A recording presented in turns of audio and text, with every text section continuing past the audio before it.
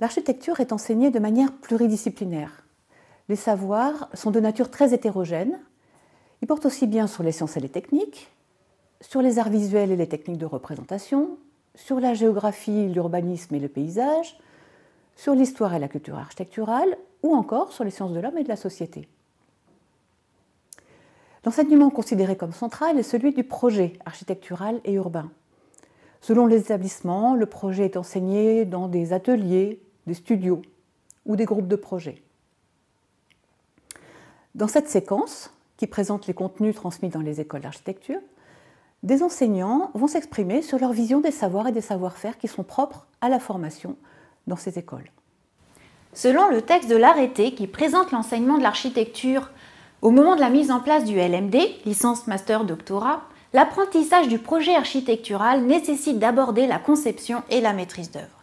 Ce texte précise qu'il est important de porter une attention à l'insertion de l'architecture dans son environnement urbain et paysager. Aussi, le projet urbain et les savoirs qui lui sont spécifiques incluent les approches paysagères, environnementales et territoriales. Ces enseignements sont adossés à la connaissance de l'histoire et la théorie de l'architecture et de la ville.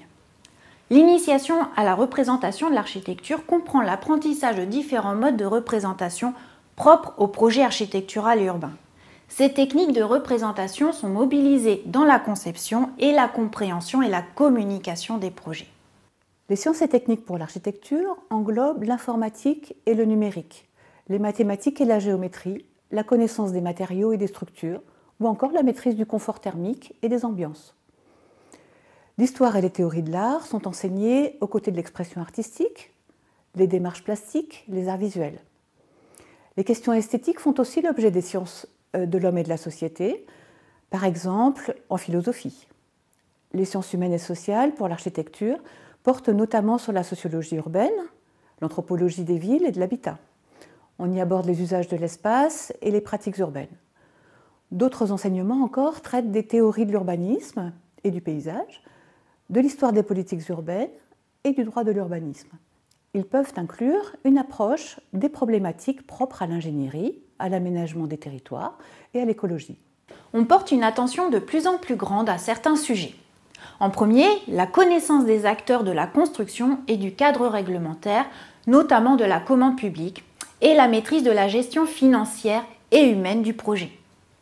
En deuxième, les exigences en matière d'usage et de qualité d'espace, avec une préoccupation pour la mobilité, l'accessibilité, le confort et la santé, avec une prise en compte des attentes des usagers et des citoyens.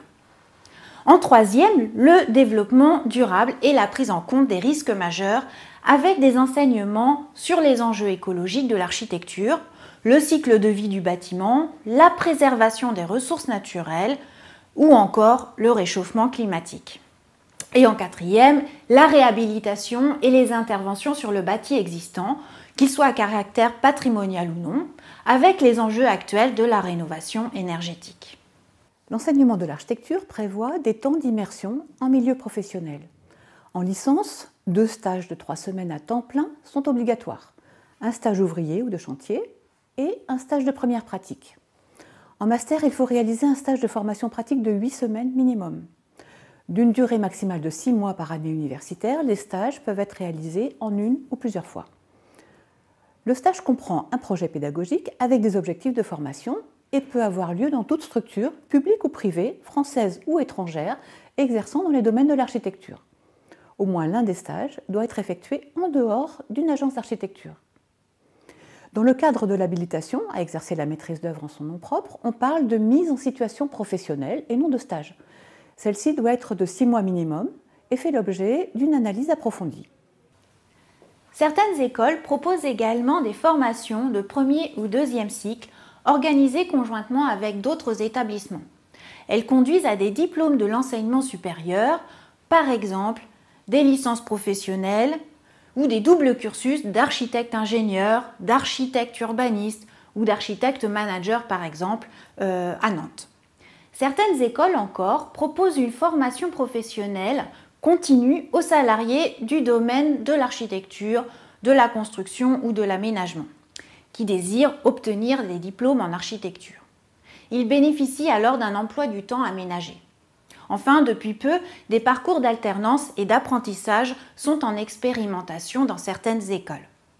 Les études comprennent aussi des exercices d'étape importants, comme un rapport d'études en fin de licence, un mémoire de master et un projet de fin d'études qui vient clore le deuxième cycle.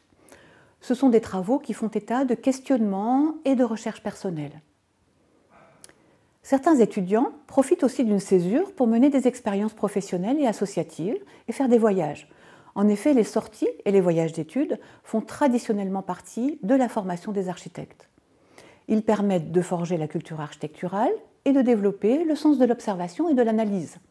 Dans ce sens, de nombreux étudiants font des séjours à l'étranger dans le cadre d'Erasmus. Il n'est pas possible ici de détailler toutes les formes que prend la pédagogie de l'architecture, mais on peut signaler des expérimentations à l'échelle 1 en autoconstruction, des workshops organisés avec des collectivités territoriales ou des associations d'habitants, ou encore des projets humanitaires. Nous vous invitons à visiter les sites des écoles afin de vous faire une idée de la diversité des enseignements proposés.